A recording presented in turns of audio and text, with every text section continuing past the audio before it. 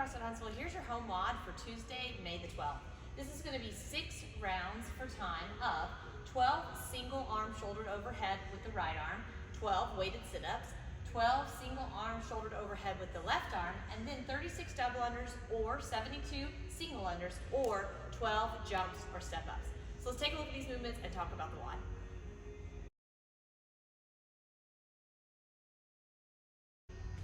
Each round of today's workout is going to start with 12 reps of shoulder to overhead with just your right arm. So you've got single arm shoulder to overhead in this workout, of course, on the right and the left. So you're looking for some piece of equipment that you can hold easily in the front rack position with one arm and take overhead.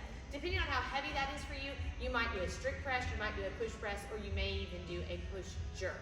Of course, in class, we would always tell you if you're doing a weight that is prescribed, you would want to be the most efficient that you can with a shoulder to overhead. So you would never choose to do a strict press. But given the limitations of being at home, you may find that the item that you have is pretty light for you. And in that case, you may choose to do a strict press today on these reps just to be appropriate with the weight that you have. So if you have a kettlebell or a dumbbell, of course, that would work great. You're going to hold that in your right arm to start with. And then again, you could do a strict press, you could do a push press, you could even do a push jerk, making sure you're finishing with that arm locked out all the way overhead. Of course, the same thing can happen with the dumbbell. I could do a strict press, I could do that push press, or I could even do a push jerk. And I can change it up as I go in the workout, depending on how hard it is for me. I could also find something around the house. I've got this can of paint. It's actually got quite a bit of weight to it, so this would be good for me too. And I could do, again, a strict press, I could do a push press, or I could even do a push jerk, just depending on how heavy that is for me. After I do those single arm reps on the shoulder overhead on the right side, I've got 12 weighted sit-ups. As always, you've got a couple options here. If the weight is lighter for you, you could do it more like a wall ball sit-up. Take it overhead, touch the ground, and come up and touch your feet at the top. If it's a little heavier or a little bit more awkward, you can hold it against your chest. So I can do it with any of these items. I might use the same weight that I'm using for my shoulder overhead, or I may use a different weight, just depending.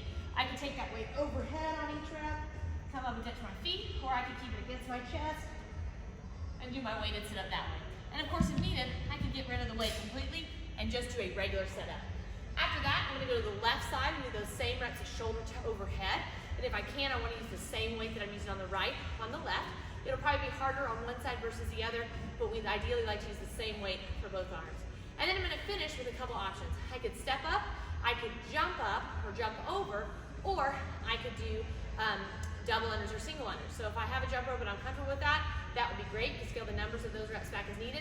If not, you can find something, a chair or something stable to step up on, making sure you're opening those hips to full extension at the top, or create something for yourself to jump over if you don't have something sturdy to jump on. It could be something low to the ground, kind of similar to height to this barbell, and I could jump over it on each rep, or I can set a broomstick up on a chair, something higher, give myself a higher target to jump.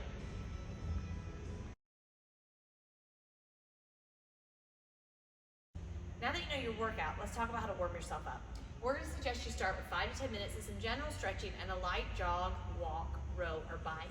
After that, go through one round of 10 bootstraps to overhead, 10-second high plank hold into 5 seconds on the left and the right side plank, 3 knee push-ups into 3 plank push-ups, sand stretch on the left and then the right into 6 alternating lunges, and then 20 lateral or ski jumps. Then take some time and decide what weight you're going to use for your shoulder to overhead and your sit-ups in the workout, and then activate with one round of 3 right arm shoulder to overhead with your workout weight, 3 weighted sit-ups, 3 left arm shoulder to overhead with that workout weight, and then 10 double unders, 10 singles, or 3 jumps or steps. Then take a short break and you're ready to take on the WOD. After 5 to 10 minutes of some general stretching and a light jog, walk, row, or bike, you'll go through one round of the following movements. We'll start with bootstrap to overhead.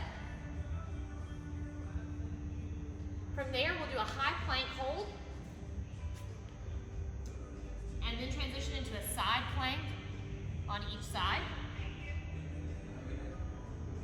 Then we'll go to knee push-ups, into plank push-ups.